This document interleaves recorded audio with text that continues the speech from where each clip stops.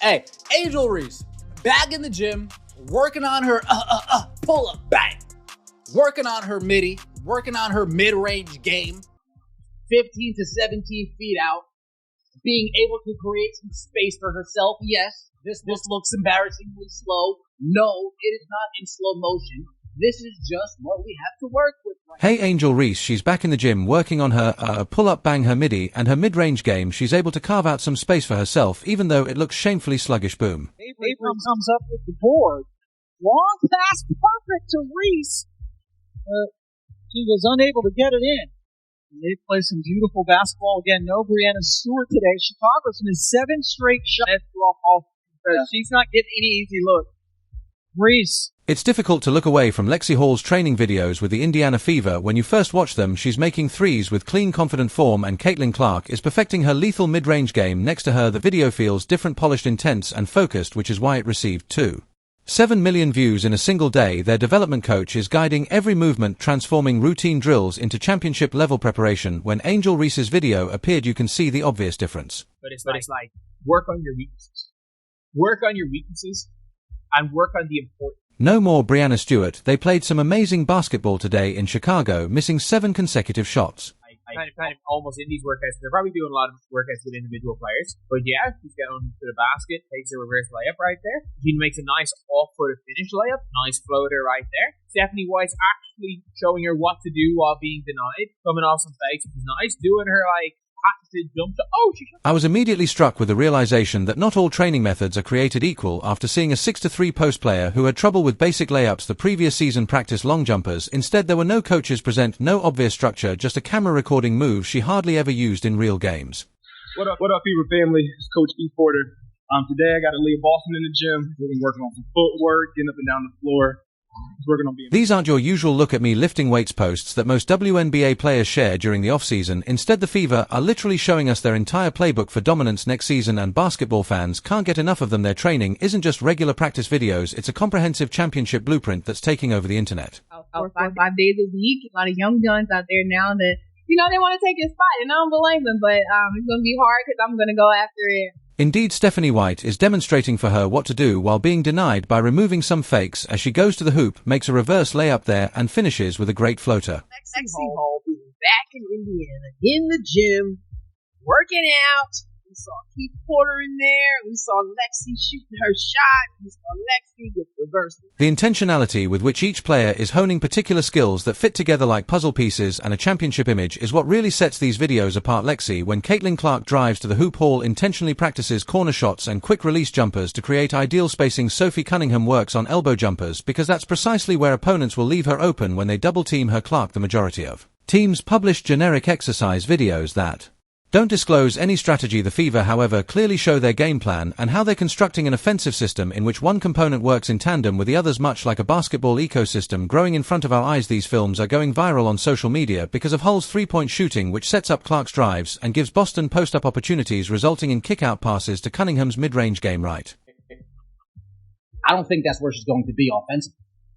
I think her new coach is taking her away from the bench. More than just a regular trainer, Keith Porter actively defends players and pushes them to reach game speed on the court. His dedication is evident in the fact that he traveled to Massachusetts especially to work with Aaliyah Boston. He's creating a shared vision rather than merely enhancing individual players. According to the documentation, Boston's defensive adjustments from the previous season were addressed when they filmed her working on left-hand finishes and floaters. Boston also developed counter moves when defenders overplayed her right hand, added soft touch floaters when centers competed, and improved footwork to create separation in the post. Veterans have also completely adapted to the system. Howard Natasha each plays a unique role, and Brianna Turner and Dana Borner concentrate on honing their pick and roll technique for Clark's passes. Howard works on finishes for short rolls, Turner on rim protection and vertical spacing, and Borner on developing into that dependable corner threat when defenses collapse. After having trouble with defensive rotations the previous season, the Fever now show video of particular help-side defensive scenarios. This shows a team dedicated to correcting shortcomings rather than just highlighting strengths, and their confidence in publicly expressing this speaks volumes and sends a message. They exhibit championship-level arrogance because they believe in their execution, so even if you know what's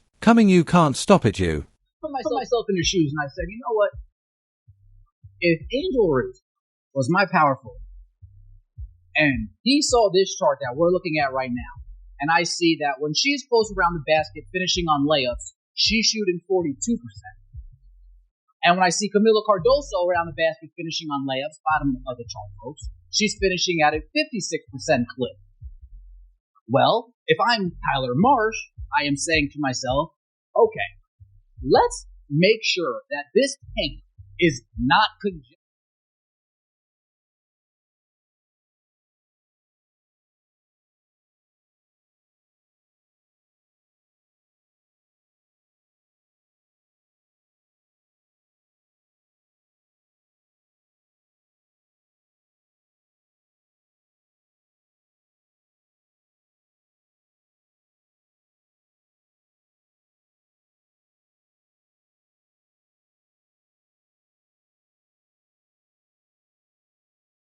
I have for you is going to be how you shoot your layups, period. Like, we're going to fix that. That's fixable for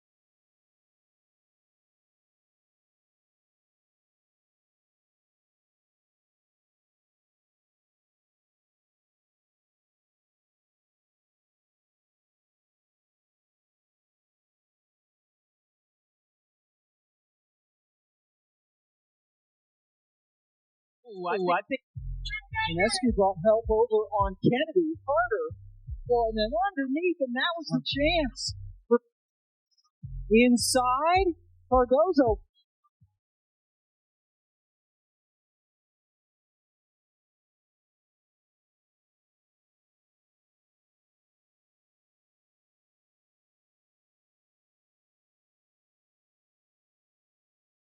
WNBA leveling up and all eyes on her now. I think that she knows that she has to completely restructure her form because that is not the way to be efficient in the post position that she is in. At the post position that she's in, a layup is supposed to be a given. She needs to improve her touch around the rim, like all over the place, but she seems to take these desperation.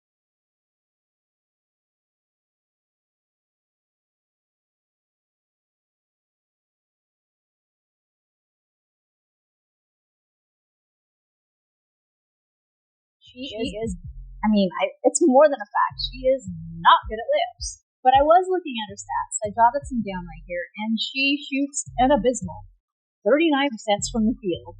She shot below 50% on shots less than 5 feet away, which is bad. And even worse than that is that shots from 5 to 9 feet,